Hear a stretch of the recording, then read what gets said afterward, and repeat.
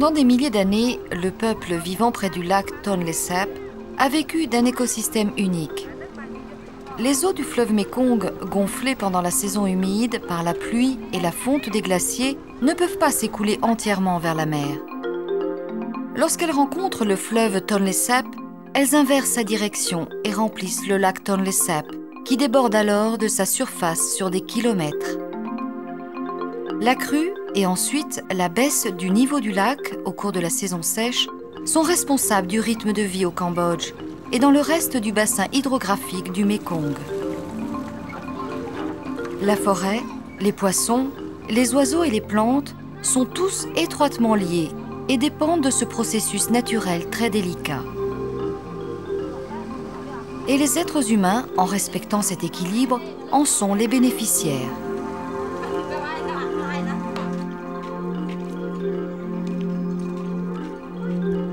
Mais les temps changent. Dans l'histoire récente du Cambodge, une guerre violente a tué non seulement la population, mais même la capacité des individus de s'intégrer à leur propre communauté et d'adapter leur comportement aux nécessités changeantes. Dans la lutte pour augmenter leur niveau de vie, les agriculteurs peuvent contrôler certains facteurs, mais pas d'autres. Les gens sont si pauvres que dans certaines circonstances, juste pour pouvoir survivre, ils ramassent ce qu'ils peuvent trouver. La pression sur l'environnement est en train d'augmenter très fortement, étant donné que la population augmente rapidement. 6 millions en 1975, 4 millions en 1979 après la chute du régime de Pol Pot et 12 millions maintenant au début du 3e millénaire.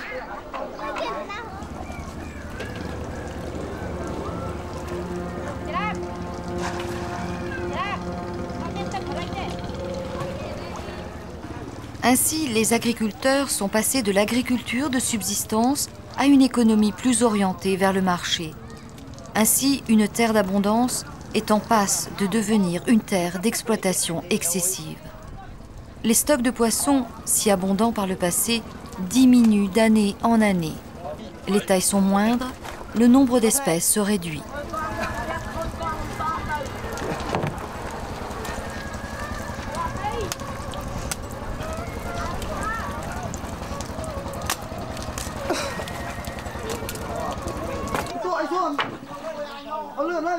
La forêt aussi se détériore. Toujours plus de monde a besoin de toujours plus de riz.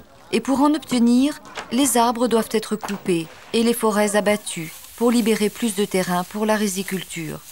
Le gouvernement insiste pour augmenter la production de riz destinée à l'exportation, ce qui aggrave la situation. Chaque année, de nouveaux gens provenant de tout le pays viennent vivre autour du lac, augmentant la pression sur les ressources. Ce qui saute encore plus aux yeux maintenant, ce sont les déchets autour de leurs installations, qui empoisonnent les eaux et la terre.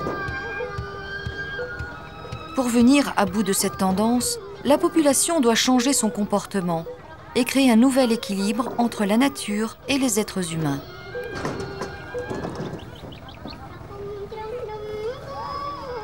Ceci demande de l'éducation et une façon différente de considérer la réalité et l'environnement.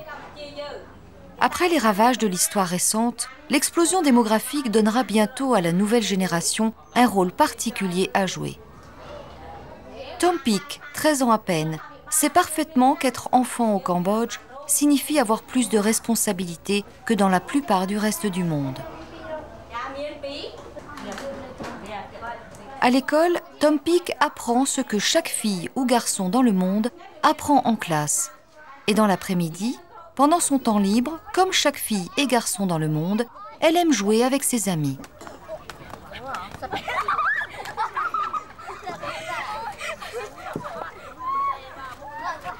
Ses parents sont des pêcheurs. et elle les entend souvent se plaindre de leur maigre prise. Ils ne parviennent jamais à prendre autant de poissons qu'ils n'en pêchaient auparavant. Les causes sont toujours les mêmes.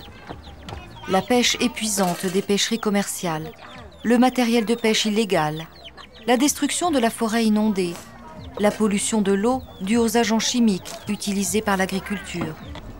Elle voudrait en savoir plus. Elle sait déjà que quoi qu'elle fasse dans l'avenir, beaucoup de sa vie dépendra des ressources du lac.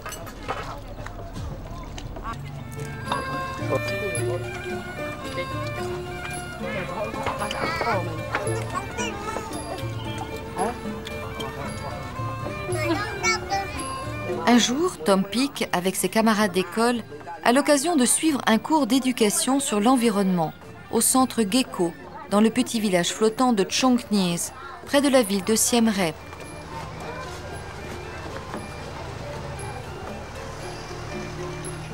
Ici, un groupe d'enseignants, en utilisant des jeux pratiques et interactifs, leur présente des aspects importants qu'ils doivent connaître pour participer au maintien de l'écosystème du lac pour l'avenir.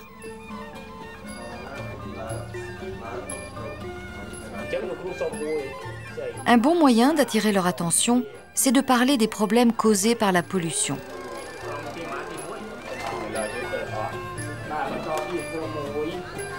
Ici, Tom Peake, dont le nom signifie gros diamant, sépare les immondices trouvées près ou dans le lac en les mettant dans plusieurs corbeilles, suivant qu'elles sont biodégradables ou pas.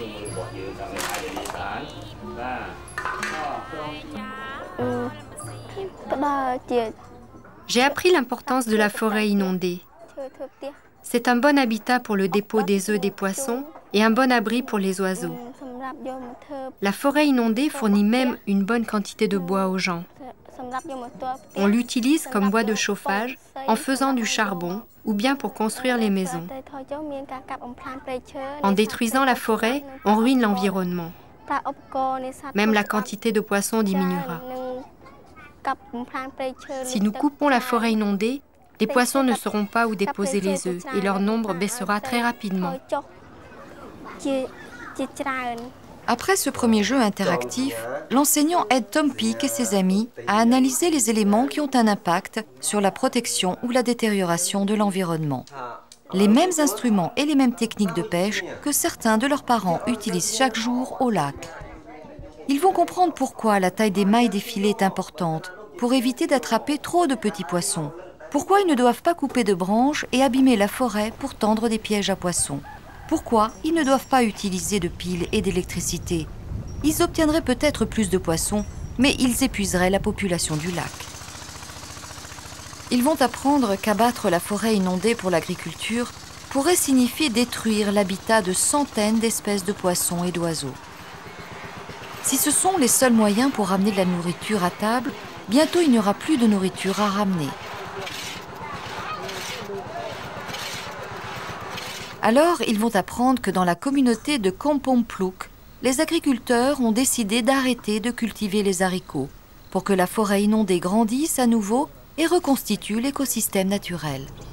Quant aux zones cultivées, ils verront comment le mauvais usage des engrais et des pesticides peut endommager l'écosystème. Ils apprendront pourquoi l'existence des micro-organismes est essentielle pour la production et la biodiversité. Enfin, en observant les différents environnements du lac, les enfants apprendront le rapport entre les différentes composantes de l'écosystème et les menaces qui pèsent sur les plantes, les poissons et les animaux. Une fois à la maison, on l'espère, beaucoup d'entre eux parleront de ces sujets avec leurs parents, stimulant ainsi le débat entre eux.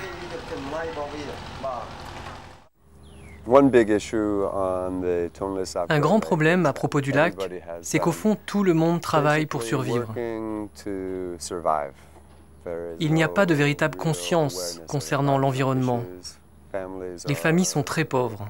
Elles exploitent toutes les ressources et en dépendent totalement. Pour essayer d'augmenter la conscience concernant l'environnement pour une gestion des ressources à long terme, nous faisons intervenir les enfants 2 fois par semaine et leur offrons un programme participatif d'éducation sur l'environnement. Ils ont fait cela pendant 4 ans et ont mené plus de 2000 enfants à travers ce programme d'éducation.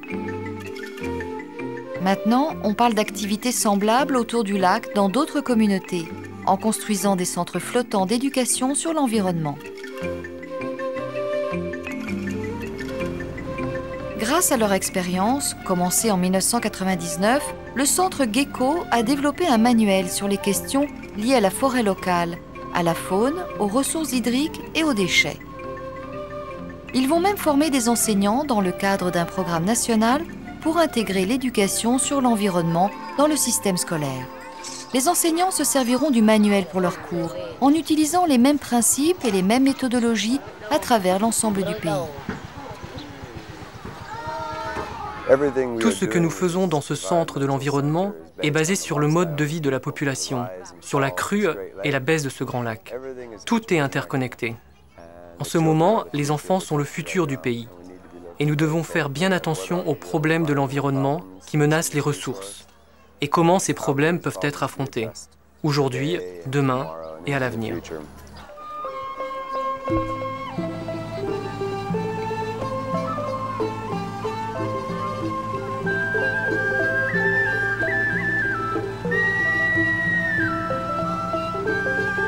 Pour Tom Peake et ses amis, il est temps maintenant d'aller faire un tour et d'expérimenter directement ce qu'ils ont étudié pendant la journée. Ils regardent les mêmes choses qu'ils ont vues chaque jour de leur vie.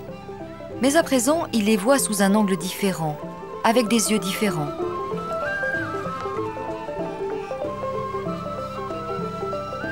Ils ont appris que l'environnement est un mécanisme délicat et qu'ils en font partie. Tant qu'ils respecteront leur monde, ce monde sera leur berceau. Et ce n'est qu'un écosystème en bon état qui pourra avoir assez de force et de diversité pour supporter l'augmentation de la productivité dont les futures générations d'une population croissante auront besoin pour se nourrir.